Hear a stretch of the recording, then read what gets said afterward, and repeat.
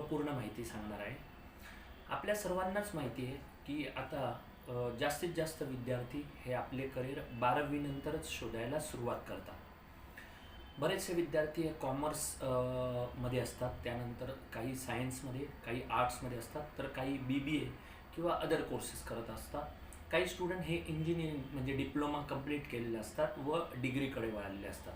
अशा व्हेरियस ब्रँचेसमधून तुम्ही जेव्हा करिअर करतात तेव्हा मोस्ट ऑफ द विद्यार्थ्यांच्या समोर एक प्रश्न आहे, तो म्हणजे की आपल्याला ग्रॅज्युएशन नंतर नक्की काय करिअर करता येईल. तर आपल्याला स्टॅबिलिटी मिळेल आणि त्याबरोबरच आपल्याला असं स्केल मिळेल जे आपल्याला आजच्या इन्फ्लेशननुसार म्हणजे आजच्या महागाईनुसार आपल्याला ते सगळ्या गोष्टींच्या आपल्या गरजा पूर्ण करू शकतं. तर आपण बघितलं तर जे वेगवेगळ्या ब्रँचेसची लोक आहे, जसं BCom, BSc, BA, हे जेव्हा ग्रॅज्युएशन पूर्ण होतं त्यानंतर ते जॉब शोधायला लागतात आणि त्यांना खूप सारे जॉब हे सेल्स म्हणजे टार्गेट ओरिएंटेड भेटतात आणि तिथे मात्र त्यांना स्किलपेक्षा त्यांना ग्राउंड वर्कवर खूप मेहनत घ्यावी लागते आणि त्याचा त्यांच्या जे प्रेझेंट एज्युकेशनशी काही संबंध नसतो. जसं तुम्ही इन्शुरन्स विकत असता तेव्हा तुम्ही कॉमर्समध्ये काय शिकले त्याचा एवढा काही संबंध राहत नाही. इंजिनिअरिंगचे विद्यार्थी बऱ्याच वेळेला अशा सेक्टरमध्ये काम करतात जे त्यांच्या फील्डशी कुठेही संबंधित नाही आणि त्यामुळे जे एज्युकेशन घेतलं आहे त्याला आपण जस्टिफाईड करू शकत नाही. मग आपल्याला एज्युकेशनला जस्टिफाईड करायचं तर बाहेरच्या देशांमध्ये एक ॲप्रेंटाईज नावाचा प्रकार असतो, म्हणजे तुम्ही ज्याच्यात एज्युकेशन करता त्याच सेक्टरमध्ये तुम्ही कंपनीजमध्ये जाऊन जॉब करता. आपल्या इथे पण तसा प्रकार आहे, पण तो एक फॉर्मॅलिटी म्हणून कॉलेजेस करतात की 6 महिने तुम्हाला ॲप्रेंटाईज देतात आणि त्यानंतर मात्र कुठल्याही सेक्टरमध्ये प्रॉपर जॉब मिळत नाही. आता जेव्हा जॉब शोधायला जातो तेव्हा आपल्याला एक्सपिरियन्स खूप वेळा विचारला जातो, परंतु अल्टिमेटली तुम्ही जेव्हा जॉब करता तेव्हाच तुम्हाला एक्सपिरियन्स मिळत असतो आणि हा खूप मोठा ॲडव्हान्टेज आपल्याला प्रायव्हेट सेक्टरमध्ये मिळतो. त्यावरच प्रायव्हेट सेक्टरमध्ये खूप सारे जॉब हे सीझनल असतात, म्हणजे समजा त्या कंपनीला काही खूप मोठे कॉन्ट्रॅक्ट्स मिळाले तर तुमचे जॉब खूप टिकतात किंवा वाढतात, सॅलरीज पण वाढतात, पण कालांतराने हे जॉब कमी केले जातात, ज्याला एम्प्लॉईज कटिंग म्हणतात, कारण की त्याच्यामध्ये प्रॉफिट मार्जिन्स वाढवले जातात. मग याच्यासाठी खूप जास्त हायर टार्गेट सेट करणं, मग वर्क प्रेशर, त्याच्यानंतर स्ट्रेस आणि अशा खूप साऱ्या गोष्टी मुलांना फेस कराव्या लागतात. मग याच्यामध्ये करिअरमध्ये नक्की असा काय उपाय आहे, म्हणजे असं काय सोल्युशन्स आहे की ज्याच्या आधारावर तुम्ही तुमचं करिअर एकदम स्टेबलही करू शकता आणि प्रॉपर स्किलही मिळू शकता. तर त्यासाठीच आपल्या उज्ज्वल करिअर अकॅडमीने एक अतिशय सुंदर कन्सेप्ट आणला आहे, त्याचं नाव आहे फाउंडेशन बॅच. फाउंडेशन बॅच काय करते, तुम्हाला 12वी नंतर FY, SY आणि TY या 3 वर्षामध्ये ज्या वेगवेगळ्या गव्हर्नमेंटच्या एक्झाम आहे, जसं बँकिंग सेक्टर आहे, स्टाफ सिलेक्शन कमिशन आहे, रेल्वेज आहे, इन्शुरन्स आहे आणि अदर पण जॉब्स, या सगळ्यांचा एक पाया म्हणजे एक फाउंडेशन तयार करतो. जनरली आपण कोणत्याही गव्हर्नमेंट एक्झाम पाहिल्या तर त्याच्यामध्ये 4च विषयाचा अंतर्भाव असतो.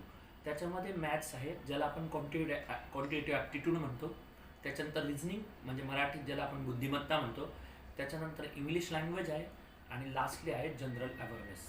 तर या 4ही विषयांवर सगळ्या परीक्षा अवलंबून असतात. मग जर आपण FY, SY आणि TY म्हणजे वयाच्या 18 ते 20 वयामध्ये ही तयारी चालू केली तर कुठेतरी 22 वयामध्ये आपली तयारी पूर्ण झालेली असते आणि जस्ट जेव्हा तुम्ही ग्रॅज्युएट होता त्या किंवा त्याच्या 1 वर्षानंतर तुम्ही इमिजिएटली या परीक्षेला प्रिपेअर्ड होता. म्हणून आपल्या इथे जर बघितलं तर तुम्हाला खूप सारे विद्यार्थी हे FY, SYलाच तयारी चालू करतात आणि याला कंपॅरेटिव्हली बघितलं ना, जे ग्रॅज्युएशन नंतर जे विद्यार्थी चालू करतात त्यांनी जर 20 किंवा 21 नंतर ही तयारी चालू केली तर 25व्या वर्षी ते सिलेक्ट होतं, जे खूप जास्त लेट होतं. स्पेशली करून मुलींच्या आयुष्यात तर हे एवढं काही जास्त फायदेशीर नाही आहे.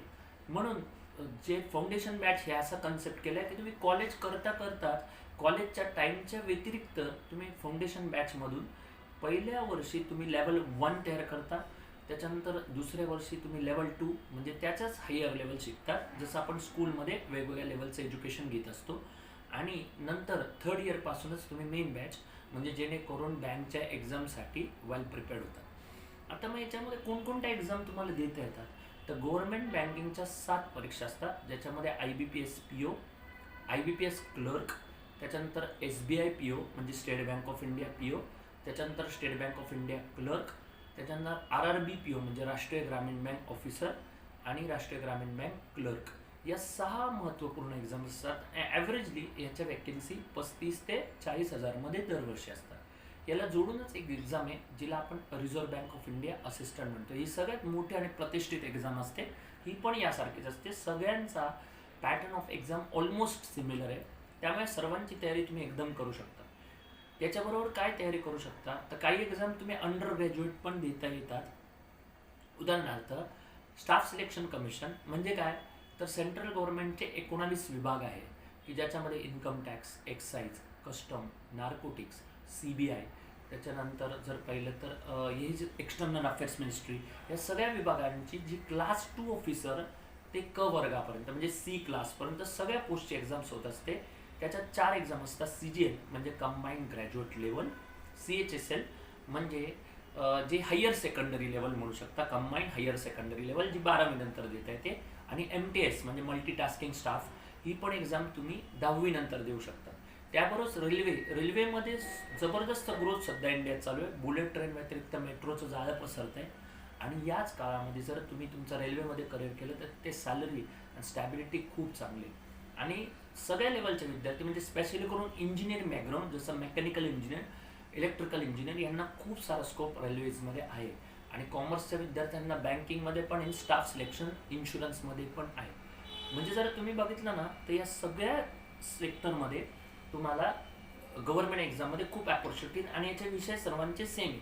तर काही गोष्टी तुम्ही अंडर ग्रॅज्युएट पण करू शकता, आणि काही गोष्टी जसं बँकिंग सेक्टर हे तुम्हाला ग्रॅज्युएशन नंतर देता येतात.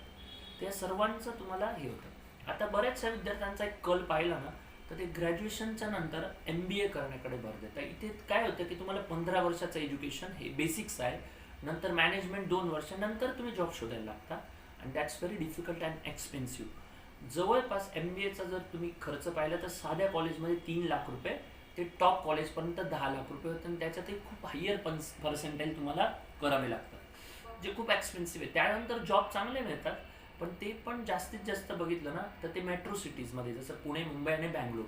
पण नाशिक किंवा तुम्ही ज्याला जे Tier 2 सिटीज म्हणतात त्या शहरामध्ये खरं पाहिलं तर एवढ्या हायर स्केलचे जॉब नाही मिळत, जे इथल्या रिक्वायरमेंटनुसार आहे.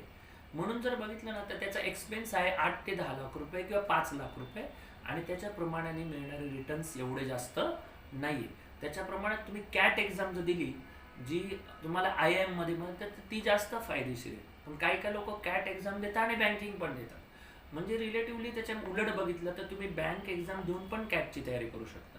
सो बँक एक्झाम द्यायची तर स्ट्रेट तुम्ही जर तयारी करण्यापेक्षा जर FYलाच तयारी चालू केली तर मॅनेजमेंट एज्युकेशनला आज जी क्लासेसची फी आहे 40-50 हजार रुपये, त्याच्या कमी फीजमध्ये तुमचा फाउंडेशन कोर्स होत असतो, जो अनलिमिटेड ड्युरेशनसाठी आपल्या क्लासला दिलेला आहे. म्हणजे एक्सपेन्सचा जर विचार केला तर कुठेतरी मॅनेजमेंट एज्युकेशनच्या प्रमाणे बँक एक्झाम खूपच जास्त चांगल्या आहे. आता आजकाल आपण जो एक ओढा बघतो पोलीस भरती व स्टेट लेवल एक्झाममध्ये जातात, पण या एक्झाम्स खूप चांगल्या आहेत. पण मी याच्यात काही महत्त्वाच्या गोष्टी तुम्हाला याच्यात सांगू शकतो की स्टेट लेवलमध्ये जे पोलीस भरती किंवा या ठिकाणी जास्तीत जास्त मुलं जात आहेत, त्या सगळ्या भरती या सिझनेबल असतात.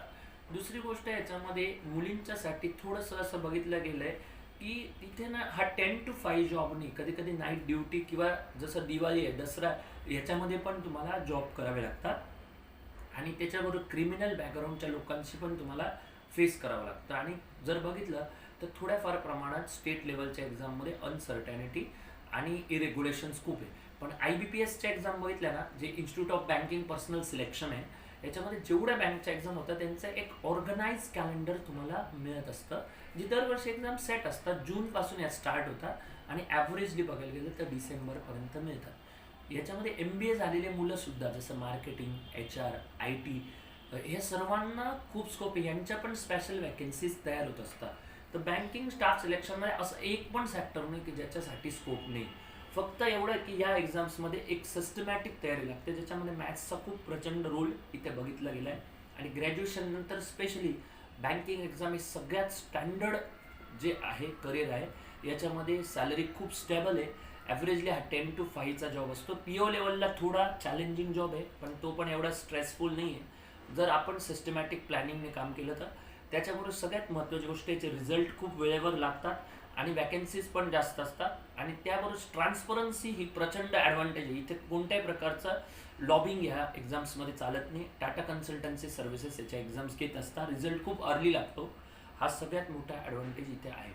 मग आपण या एक्झाम क्लिअर करायला आपल्या फाउंडेशन बॅचमध्ये नक्की काय केलेलं आहे, तर मुलांना FY SY TY मध्ये त्यांचं मॅथ्सचं स्किल, रिझनिंगचं स्किल, इंग्लिशचं स्किल हे वेगवेगळ्या चांगल्या टीचिंग क्वालिटीनी, चांगल्या स्टडी मटेरियल्सनी, एक सिस्टमॅटिक क्लासरूम्सनी आणि त्याबरोबर ऑनलाईन टेस्ट सेंटर आणि जे मॅगझिन सिस्टीम आहे आपल्याकडे जनरल नॉलेजची, या सर्वांनी हे तुम्हाला, आणि सगळ्यात महत्त्वाचं आपले ते इंडिव्हिज्युअल काउन्सिलिंग खूप सुंदर आहे. म्हणजे आपले ते प्रत्येक विद्यार्थ्याला एक इयरली 3 इयरली ब्ल्यूप्रिंट्स बनवली जाते, जेणेकरून तो आपलं करिअर घडू शकतो. आणि हे याचाच रिझल्ट आहे की आपल्या क्लासला फायनेस्ट रिझल्ट आपण दरवर्षी देत आलो. उज्ज्वल करिअर अकॅडमी हे गेल्या 13 वर्षापासून नाशिकमध्ये, इनफॅक्ट उत्तर महाराष्ट्रातलं सगळ्यात उत्कृष्ट इन्स्टिट्यूटपैकी आहे, जे बिझनेसपेक्षाही राष्ट्र घडवणुकीकडे आपलं लक्ष जास्त आहे.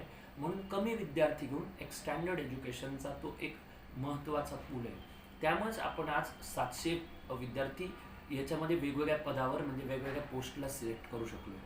तर सर्व पालकांना या व्हिडिओच्या माध्यमाने नम्र विनंती करतो की तुम्ही आपल्या पाल्यांना फाउंडेशन बॅच म्हणजे जी 12वी नंतर लगेच सुरू होते ती या मंगळवारी सुरू होत आहे.